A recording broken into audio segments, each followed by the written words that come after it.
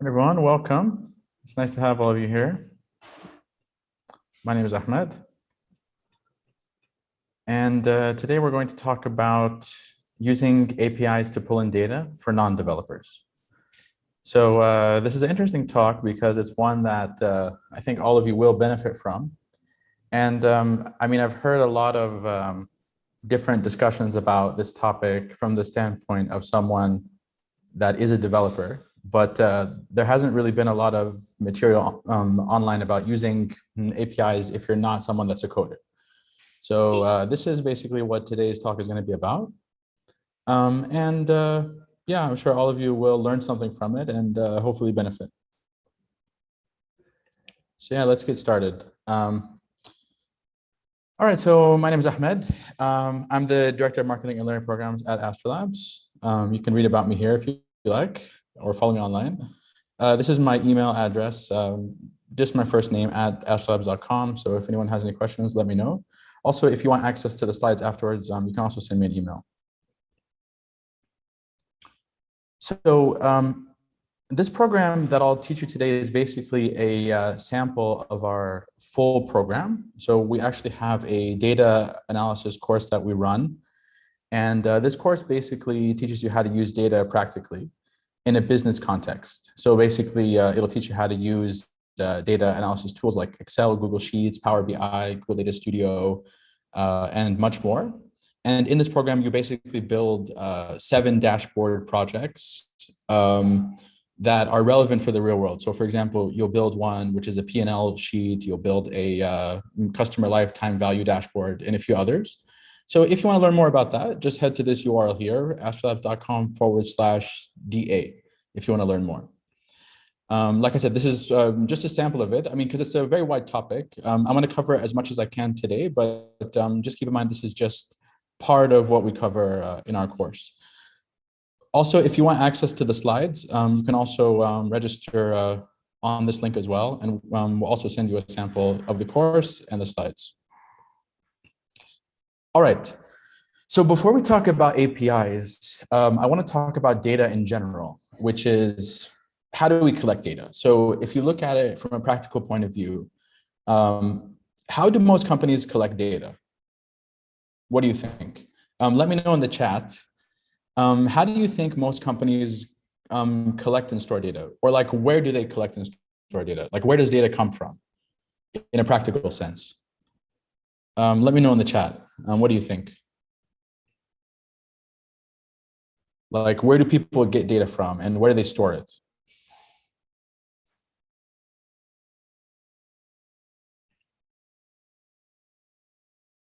What do you guys think?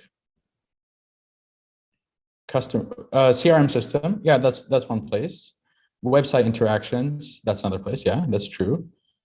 There is one place that I would say 99% of companies store data in. So like, what is one place that basically every company on the planet stores data? Think about even like a grocery store or like I mean, like from a grocery store to like a Fortune 500 company. All of them store data in the same way on a very basic level. Yeah, Excel, yeah, spreadsheets, right? So like that's a major part. So yeah, I mean, these are sort of like the main places that you could collect and store data. So first of all, there's internally collected data that could be in an Excel file or some kind of a spreadsheet. And like I said, that's where most people store data. I mean, basically every company on the planet pretty much has some kind of spreadsheet that they use in some capacity. You could also have internal databases. So these are things like someone mentioned in the chat, CRM systems, for example, or ERP systems or customer databases. So, I mean, that's like another form of data that you could have. You could even have data in internal BI software or smart sheets. It could also be analytic data that you might gather from your website or from other places. So that's another form of data. And then the final one that I'll be talking about today is this last one, which is external data or APIs. So the focus of today's discussion is around how to pull in data from an external data source, which means it's a data source that is outside of your company in some way. So basically I mean, like the first three on this list are forms of data where you're storing it yourself in some way. So as a company, you're the one that's actually storing that data and gathering that data. This last one is about how do I get data from someone else, right? So imagine I am somehow using some kind of a service, or I want to get data from someone else's source that someone else is gathering. How do I get that data? That's known as an external data source, and that's where APIs come in. And I'll explain what an API is exactly, but I mean, that's the main idea behind it. Before I get into that though, I just want to cover something very briefly, which is how data is stored in general, because this is going to set the stage for what I'll talk about a little bit later on, how you can actually view and compile this data. So in very simple terms, there are two main frameworks or ways that you can display data. So the first way is what's known as SQL, and the second is NoSQL. Has anyone heard about these two terms before, or do they know what these terms mean? If you heard about these terms before, let me know in the chat. Someone is saying that they heard of SQL. Have you heard about NoSQL? Oh, okay, some people have heard of them. That's good. No? Okay. So in a way, this is like the two paradigms or like the two frameworks that people look at data in. So the first way, SQL, that's sort of the normal way that most people think about data, where data is stored in some kind of a table, like an Excel file, for example, where data is stored in rows and columns. So if any of you worked with Excel, that's the typical format of a SQL database, in that data is stored in very simple terms in either formulas or in tables, and it's usually stored in rows and columns. So, I mean, that's the simplest way that you could store data. What NoSQL is it's what's known as storing data as an object, which basically means that you store it in a collection of data that's not part of a normal database where it's in rows and columns, but instead it's in a collection of data. Why this is relevant is it's because that's what is usually used to send data back and forth between two systems. So let me show an example of this. So on the left here, this is what how I would store data in a normal database or a SQL database. So it would be like this, where I might have 4 different tables or like 4 different sheets, for example, on Excel. Each different sheet would just store data in terms of rows and columns. So for example, I might have one table like this first one on top, where it would have first name, last name, cell number, city, date of birth, and all of that would be in a single sheet. Then I might have another table or some other sheet where I'm storing something else. So for example, I might have a sheet that stores what is their job title, right? And that could be on a separate sheet, which might say that they're either a developer or a engineer in this case. I might then have another sheet, which is something else like what is the name of the company that they work at, for example. Then I might have another database, which maybe is like the kind of car that, that they drive. So like each of those could be a completely separate table. And if you think about it, I mean, if you ever used Excel, it's basically just an Excel sheet, right? So you have rows and columns of data, and data is just stored in terms of rows and columns. What a NoSQL database is, on the other hand, is it stores data in a single object, which means that every record basically has all of the material or all of the values of that person or that data in a single place, right? So instead of storing it like what you have on the left, which might be all of your data is in a separate table or in a separate place, instead it's stored in a single place, and basically all of it is just bunched up together. And it's stored in what's called an object. So what is the benefit of doing this? Like, why would someone want to store data in an object instead of in a table? Can anyone guess? I mean, what's the main reason that someone invented this thing called NoSQL? I mean, why does it even exist? I mean, why can't I just have all of my data in a table? Is it faster to fetch? Exactly. So that's the main reason. So the main reason that this thing was invented in the first place is that it's easier to send data back and forth, whether that be from your own system or from an external system. So let's say that I wanted to pull data from someone else or from someone else's system. If I used a normal database or like a normal spreadsheet system, imagine that I wanted to pull all of these different types of data. So I wanted to pull, for example, what is their name and where they work and what is their job title. I would basically have to pull data from 3 different tables, right? If all of this data was stored in different tables. But if I had what's on the right here, instead data could be fetched just as one request. So I'll just say, give me everything on this user, and it just sends it all just in one single shot. So like that's one of the benefits. And the other benefit is conversely, if I only wanted to get one tiny data field. So I mean, let's say for example, I just wanted that user's first name. I didn't want to know what is their last name or what is anything else. With the one on the right, it's really easy for me to pull one object and transfer only that object. But if I use the one on the left, which is a normal SQL database, I would have to pull that entire row of data.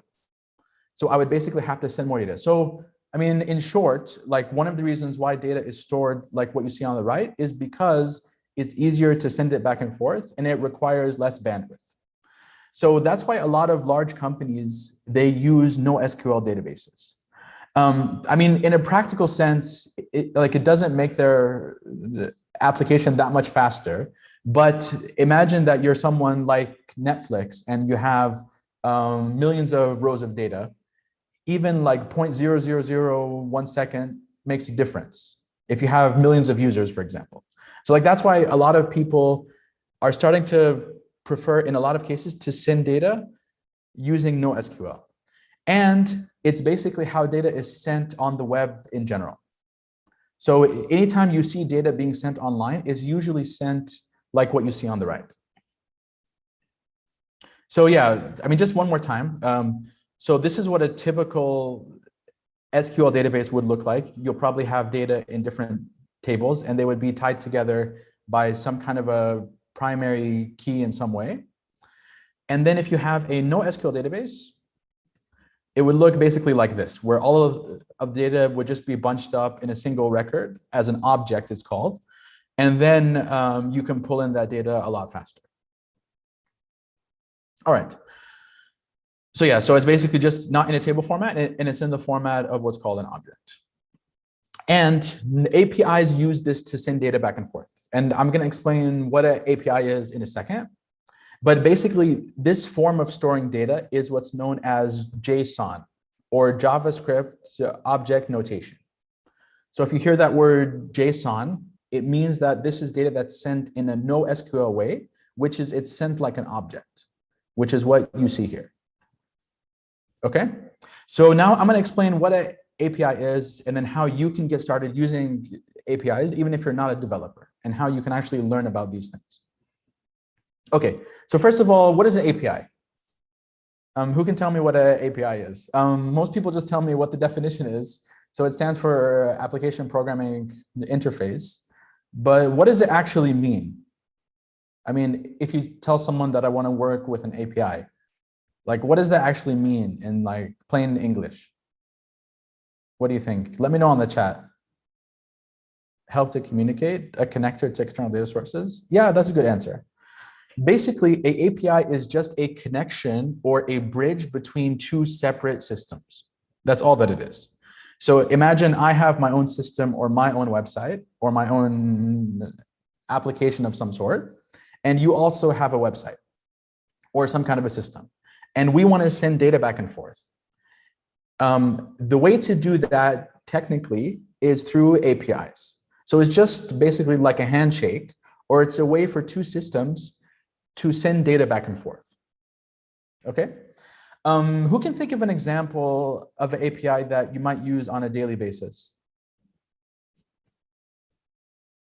Zap? Yeah, like maybe Zapier, for example. Yeah, that could be one example. Weather data, Uber. Yeah, Uber, for example, or Kerim, or any of these apps. So where does Uber or Kerim use APIs? Like in which part of the app? In Google Maps, exactly. So imagine that I'm booking a ride on one of these ride-sharing applications. When I click book a ride, it usually shows me a map, right?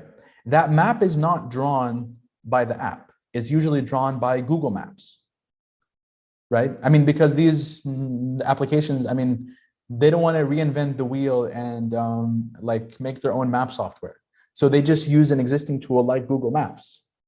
So in order to do that, they use their API to basically integrate it into their own platform. So when you book a ride, it shows where the driver is on the Google Maps section, which takes from the API. So that's one example. Another example could be someone mentioned if you make a payment, right? So if I make a payment through a delivery app, usually it's not that company that's taking the payment. They usually use some sort of third-party tool. Like they might use Stripe or checkout.com or one of those services. And those services are the ones that actually take the payment and send it to the company bank account. So in that case, I'm using the API of the payment processor, right? So those are all cases where, like, anytime there's an app or some kind of a service where you use someone else's service for something to either get data or send data in some way, that's known as an API. So yeah, I mean, that's the textbook definition. And it could be public or private, which means that it could be something that is open, or it could be something where I have to get access to it first. And I'll give some examples of this in a bit. And it's basically just a way to connect two systems or two data sets. And like I said earlier, it's almost always sent in what's called JSON format, which is it's sent as an object or as what's called a NoSQL format. Okay, so an example of an API could be, I might use an external service like Google Analytics, for example.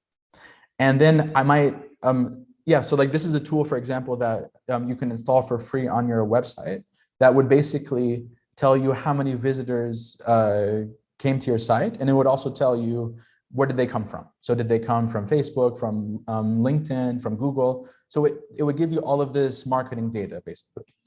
So I could install this and then I could use their built-in API to actually get data from it. So it would give me data that sort of looks like this. And I could then use that data. Okay.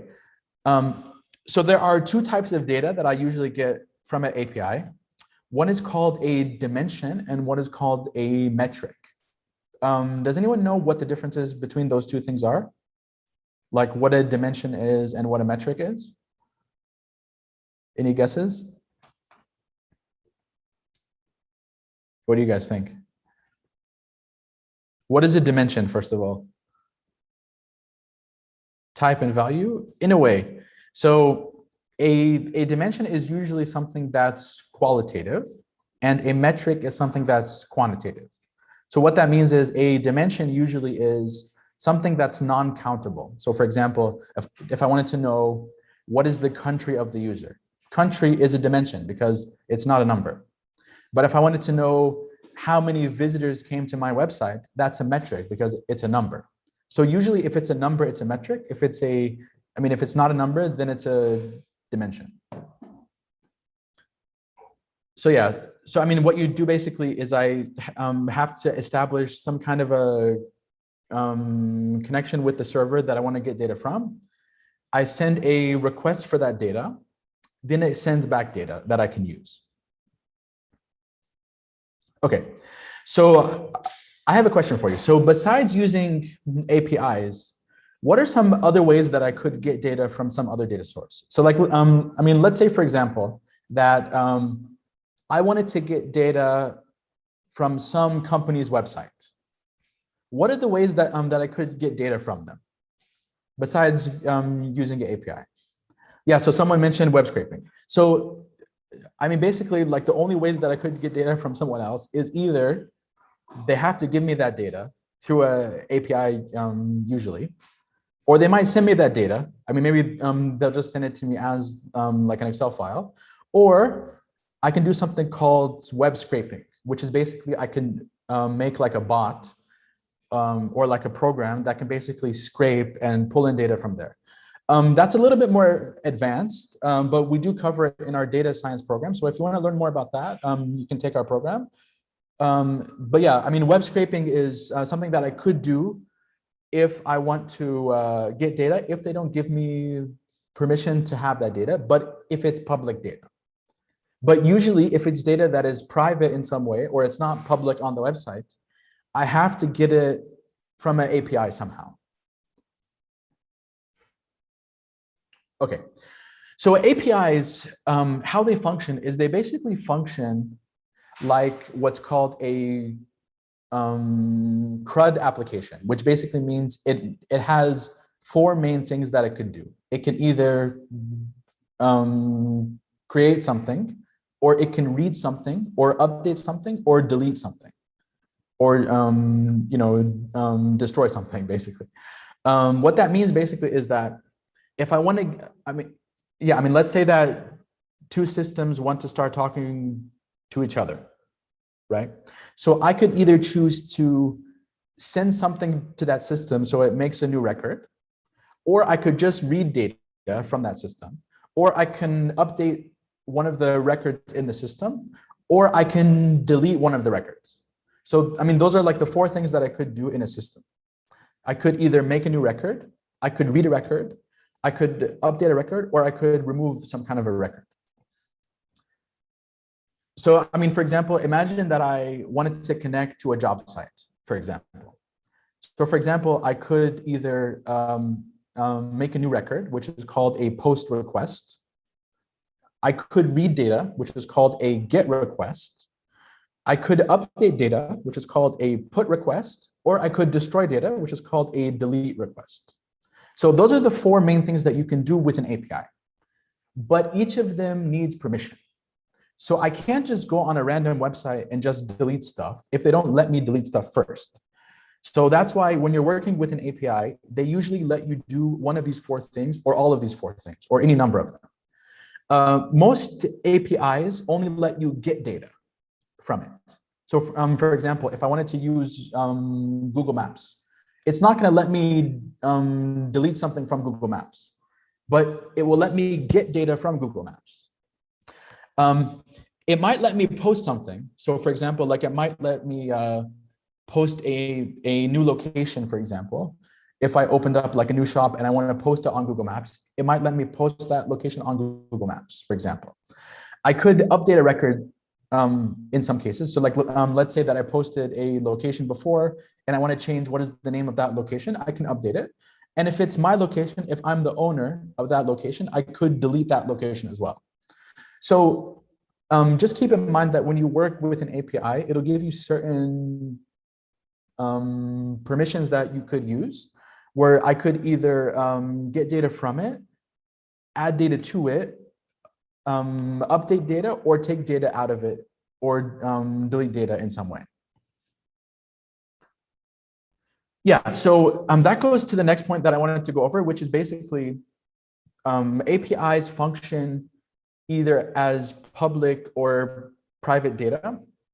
So what I mean by that is some APIs are completely public, which basically means that I can read data from it without needing to prove who I am or give it some kind of a key. Other APIs, I have to give it a key where I basically can log into the platform in some way, so it knows who I am, and then it'll give me permissions based on that. So for example, if it's something that is completely public. Like, let's say it's like a weather app and it's public, right? I could, like, for example, just get the URL and just get data from it right away. But other forms of data, so for example, if I wanted to use something like Google Maps, first I have to log in to Google Maps, then it'll give me a special API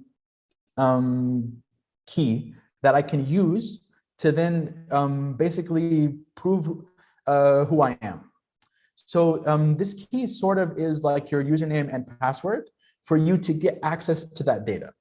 So when you sign up for any service and you want to get some data from them or send data to them in some way, usually they make you sign up for that service and then get a key. And that service could be free or it could be paid. So it doesn't really matter if it's free or paid. I mean, they both function in the same way.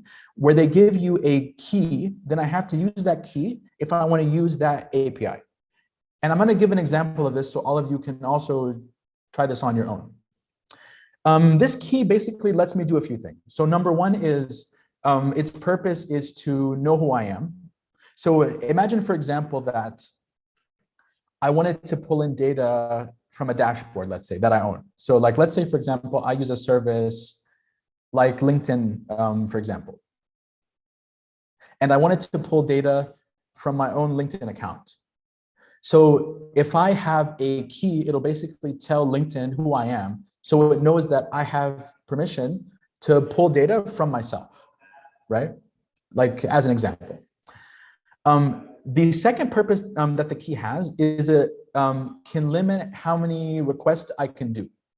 So for example, sometimes, I mean, imagine that I try to abuse some kind of service. So like, let's say, for example, I was spamming a service with 1 million requests, or I basically had a lot of things I was doing and I was basically making their server slow.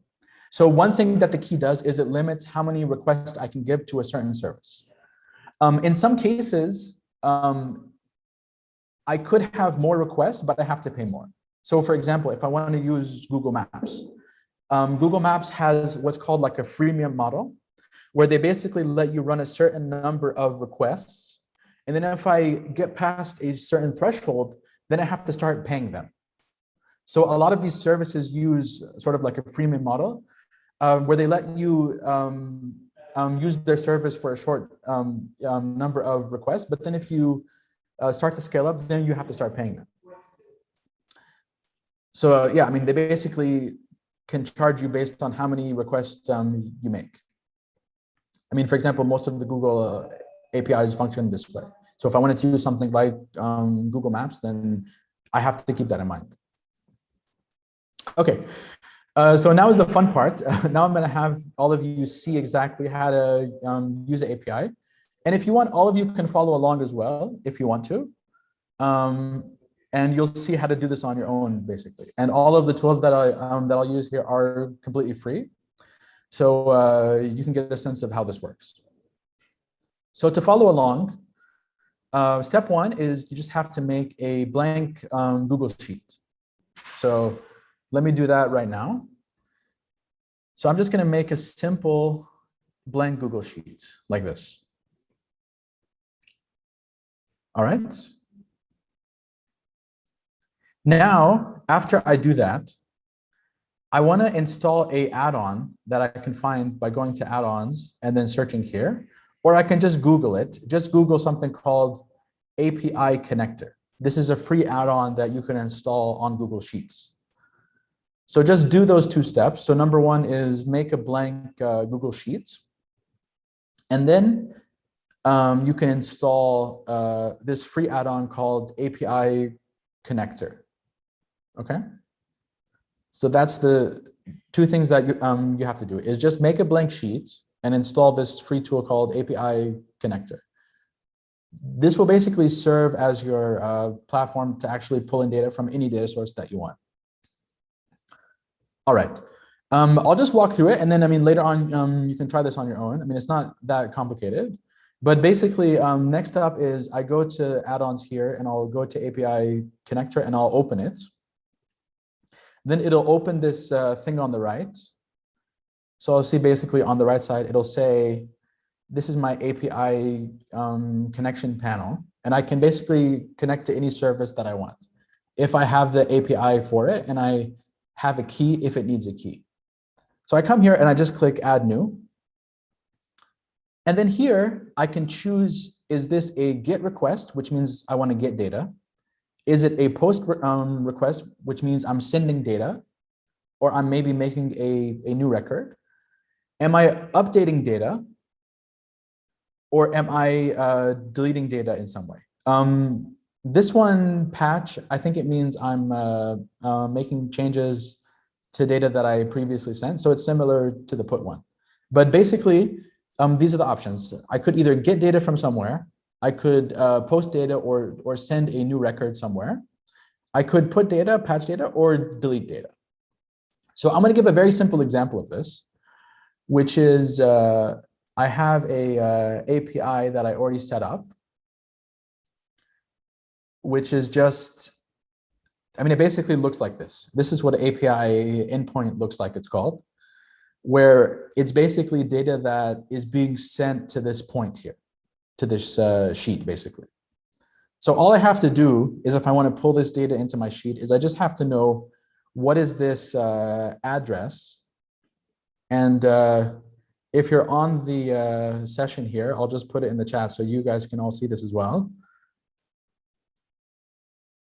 So that's basically where the data is that I want to pull in. So I just come back here and I just say I want to get data from this source, and I say get data from here. I don't have to add any key because this is a public API and there's no key on it. And I just say I want to send it to the current sheet. And then I call it something, whatever, I'll call it test one, whatever. Then I'll just say run. So then all it does is it'll pull that data, and then it'll put it in a sheet like this. So that's all that I did, basically, is I just took data that was in an API, which was basically in NoSQL format. And then I pulled it into this section here, into my spreadsheet, which basically serves as my database in a way. And I'm basically just storing that data here. So that's all that I'm doing, is I just took from somewhere and I pulled it in. Let me show you something that is actually more interesting than this. So I'll show you actually a live example of, let me use the API to get the weather in Dubai, which is where I am now. There's a free service that all of you can sign up for. If you go to openweathermap.org, it's a free website that you can sign up for. And they have a free API that I can test out. So if you just go to this website, openweathermap.org, you can sign up to the Open Weather website, and it's completely free. And I can make a free account on this site. And then when I sign up, it gives me my own API key that I can use. So this is an example of a service that I think they have also a freemium model where you can test it out for free, and there's a certain number of requests that are free, but then eventually you have to start paying if you're using it thousands of times a day. All right, so then what I do here is, if I go to their documentation here, it'll say, this is how you pull in data with their API. So here, for example, it says, if you want to get the current weather for your city, all you have to do is put in the name of the city and then put in your key, and then it will pull in data for your city and give it to you in an Excel or in an API that I can then pull into my spreadsheet. So let's try that out. So I'll just copy this and let me make a new sheet here. Yeah, I'll just make a new sheet like this. All right. Now, what I'll do is I'll say here that I want to make a new GET request, which is this. I'll paste this here. I just have to put in front of this http:// like that. And then I mention what is the city name. So I'll say Dubai like this. And then I put in my key here. So where do I get my key? I just sign up for free and it'll give me a key, right? So I just go to API keys here. So under my name and then my API keys. Each of you will have your own key. So just copy this Then I go back and I put the key at the end like that. And that's pretty much it. Then I just say that I want to send it to the current sheet. And I'll call this whatever, test number 2. And then I just run it. So then I don't need to add anything else, I don't think. And then I just click run. Then it'll call this and pull in my data here. So see, it told me that in Dubai, this is the latitude and the longitude, clear skies, and then it tells me the temperature. This is not in Celsius, by the way. I mean, we're not living on the surface of the sun. It's not 300 degrees, thankfully. So this is their own measurement. So I can see what the measurement is here if I go back here. So it says here, for example, that if you go down here, it'll say that the unit, by default, it'll send it as a standard measurement, which I think is like, I mean, like it has like an extra few decimal places. So if I want to get it in Celsius, I just have to use this word called metric. If I want to get it in Fahrenheit, then I use imperial. So let's get the temperature in Celsius here. So I'll just add this keyword units. So I'll show you how to do that. So if I go back here, I just add a and sign at the end. I'll say and units equals metric. So if I do that, all I have to do is just call this now. So let me call it again. I'll just click run again. And now it should give it to me in a normal temperature. Yeah, see, it's 33 degrees, which is still pretty hot, but at least it's not 300, right? All right. So that's pretty much it, honestly. That's how you use API. I recommend that you try this out on your own. And yeah, there's a lot of possibilities in this. I mean, but this is the easiest way just to get started, is to just open up a like a simple Google Sheet, install API connector, and then you can start connecting to any you know, API that lets you connect to it. And you can start testing out any service. Another way of doing this is I could also use a service like Zapier, or services like Supermetrics, and there's a few others. These are basically services that do basically what I just did.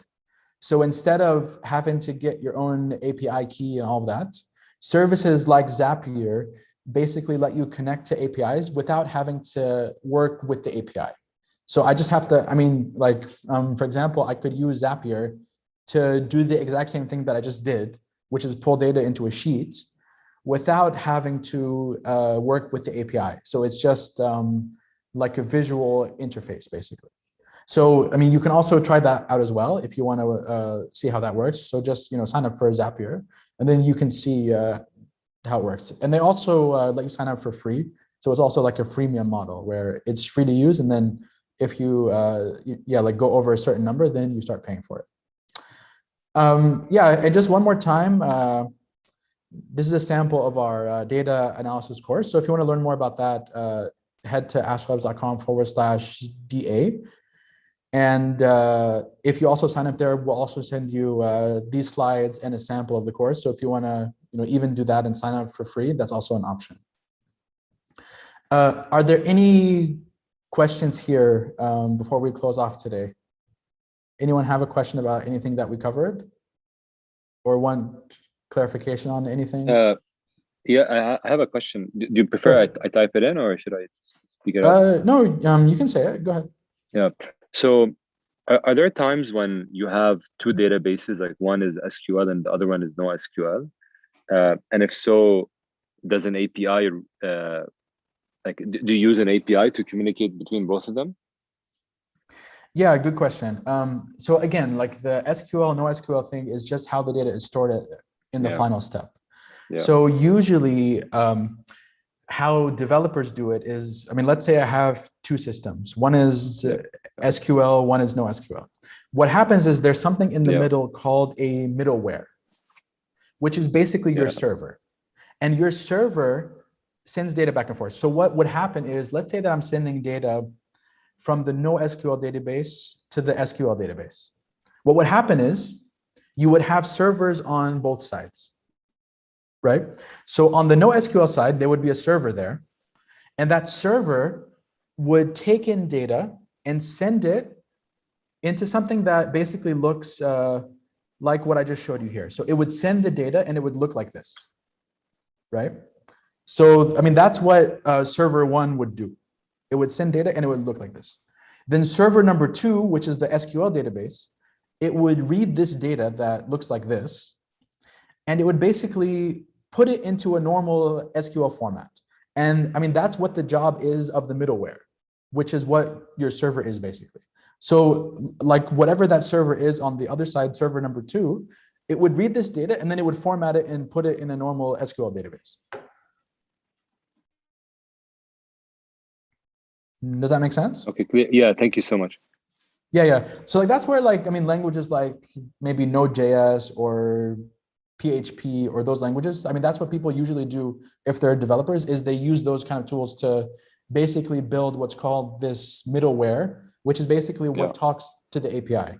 And it is what takes data and then, basically reconfigures it so then it can store it in the database. Yeah, and if you're a developer and you're building certain databases, would you ever build one with SQL and the other one with no SQL? Or it doesn't make sense? Like, I'm assuming, well, assuming that you're creating something from scratch. So usually, okay, so to answer this question, like on how things are done in the real world, I would say like probably the number one factor that determines what language someone uses is what they know. So you know that saying, if the only tool you have is a hammer, then everything looks like a nail. So basically, if the developer knows SQL, he's going to use SQL. If he knows NoSQL, he's going to use NoSQL. So usually people just use whatever they're comfortable with. But some systems require you to use certain types of databases. So, I mean, one example is, let's say that I built my website on WordPress. So WordPress forces you to use the SQL. Like WordPress doesn't have a NoSQL version. So some systems kind of force you to use one tool or the other. If I was building my database with, Node.js and all of that, and MongoDB, I would be forced to use NoSQL because that's what the system is. NoSQL. So yeah, I mean, if it was like purely from scratch, then there's no reason to build different systems. But oftentimes, like, you have to work in the real world, and you might have to use some system that forces you in a certain way, or maybe your own developer only knows a certain way of doing it, so he'll force you using that way. Cool, thank you. No worries. There's a question here. What is Postman? Heard this from Tech Guy. Yeah, so Postman basically is the tech version of what I just showed you. So Postman is a tool that lets you connect to an API without having to write that middleware or that server. So for example, if I used a service like Postman, I can take this link that I just shared with you, which is the API endpoint, and I can test it out to make sure that it's working without having to actually write the code. So functionally, it works the same way as what this is here. So it's the exact same thing, but just Postman is how developers do it. So instead of putting it into Google Sheets, they can test it on Postman, but it's functionally the same thing. Any other questions about APIs? Anyone else? Let me check online, see if we got any questions there.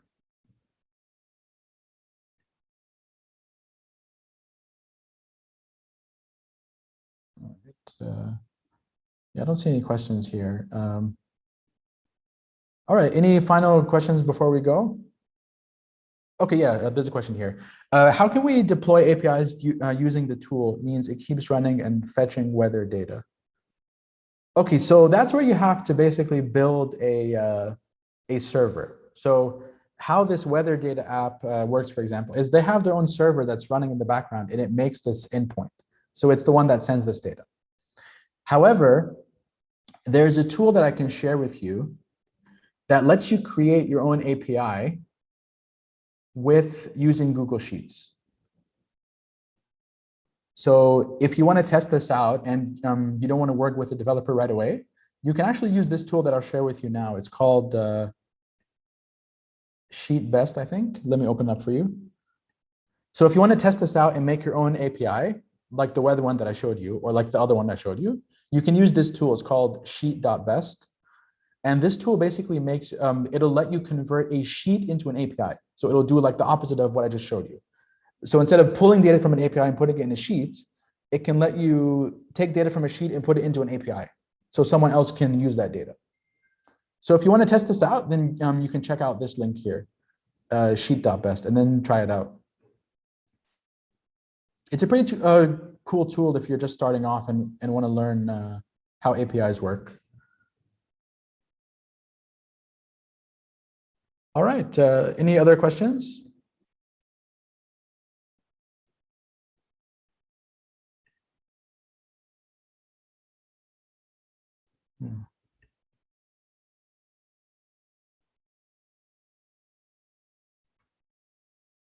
Okay, all right, awesome. I think that's it then. I'll just do, yeah, so like I said earlier, if anyone has any questions, you can email me.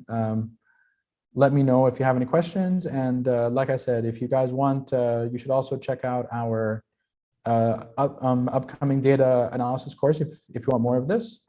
And yeah, in the meantime, let me know if you guys have any questions. Feel free to add me online or send me a message, and hopefully see you around at a future event. All right, everyone, have a good evening. Take care, everyone. Bye-bye. Bye, thank you. Thanks, everyone.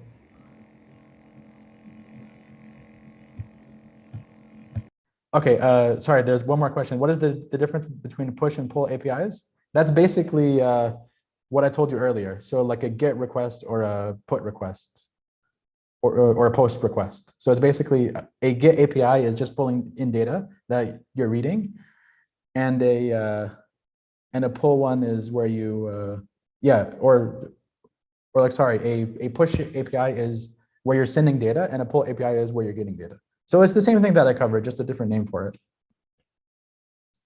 All right, everyone, have a good one.